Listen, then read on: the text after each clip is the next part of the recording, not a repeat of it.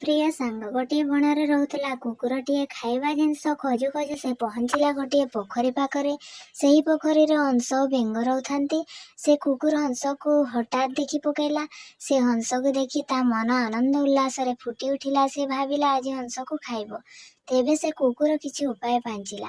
से हंस को डाकी कहला, आलो हंस भौणी, मो सहित सांग हेबु कि?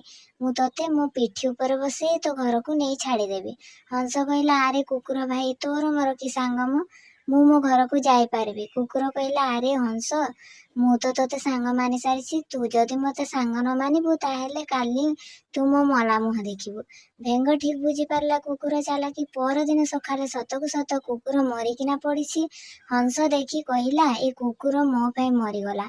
कही ता पाखकु जाई देखिला कुकुर उठी झपकिना धरी पकेला।